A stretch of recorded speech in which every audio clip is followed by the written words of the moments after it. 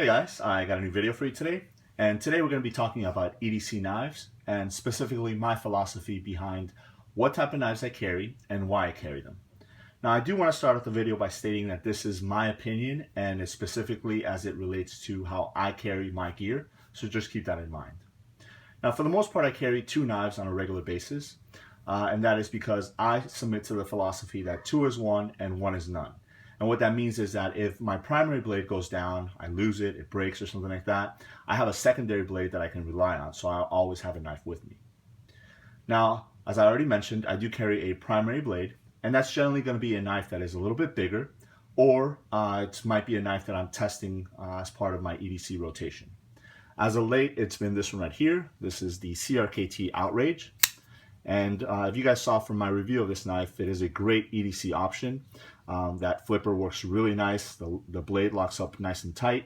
And then you do have a sizable belly on there that makes for great EDC tasks. So the second type of knife that I carry is what I call my secondary blade, or some people might know it as a people-friendly knife. And the reason that it's called that is because there are some people out there that still consider knives weapons and not tools like I do. So for the most part, if I'm in an environment where I don't want to bring out my primary bigger blade, then I'll bring out a secondary smaller blade, and it's usually something like this. This is the Swiss Army knife Cadet, and this is in the ALOX edition. And the reason that I think that this particular style of knife doesn't attract a lot of attention is because maybe people are used to seeing these type of knives and more as tools, not weapons. Again, these knives usually have a lot of different tools built into them. So people see them as, if you need a screwdriver or a bottle opener or something like that, you can always reach for something like this. I think also people are used to seeing these type of knives as they're growing up, maybe in the Boy Scouts or your grandfather had one or something like that. And, it doesn't attract a lot of attention, but you do get a nice pen blade on there that will do pretty much any EDC task that you might need as far as like opening up boxes, mails, cutting things and things like that. And then once you're done, you can go ahead and close it back up and you're good to go, and then you won't get those crazy looks. I'm also a big proponent of having one tool do multiple things, so the fact that it does have all those other tools in there is a great add-on. Now, as far as knives go, especially EDC knives, there's an idea that you always have to have the most expensive knives out there or carry the best gear, and I don't believe that's true. I think for the most part, if you can afford one type of knife or a specific amount for a particular knife, then that's what you should carry, as long as you carry something. Now with that being said, I wanted to go ahead and show you guys this one right here.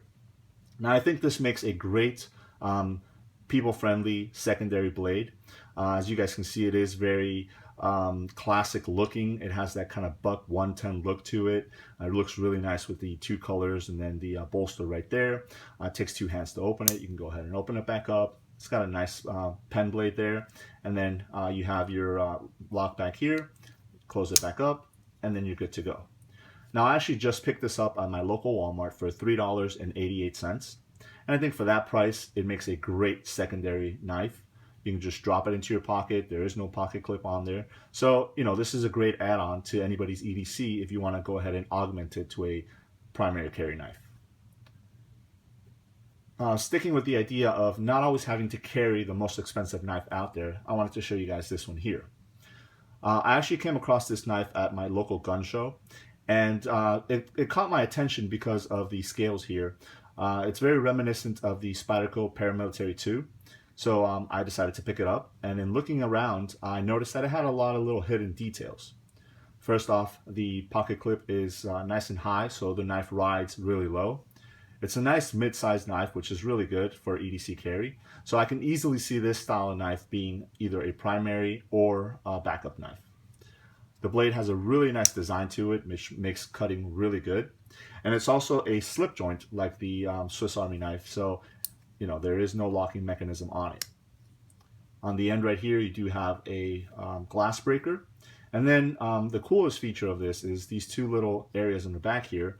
Through this nail nick, you access a strap cutter with a Phillips screwdriver. And then on the other side, you have a bottle opener with a flathead screwdriver. This knife at the gun show was $6. And I think for $6, it is a great EDC knife. This particular knife combines both of these knives, again, in your larger size blade, and then your other tools into one. So I've actually been carrying this knife as a secondary knife, but sometimes if I don't want to carry two knives for, maybe I'm just going to go get the mail or something like that, then I'll just carry this one knife, and basically I have the two in one.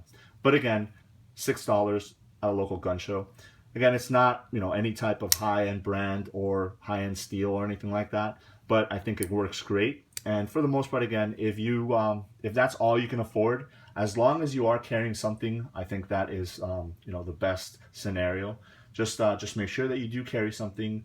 That way you always have a tool with you for any occasions that you might come across. So there it is. Those are my philosophies behind EDC knives, what I carry, how I carry it, and more importantly, just having the idea that if you always carry the knife with you, then you'll always have it with you, and you don't have to worry about it. Let me know if you guys have any questions. Thanks.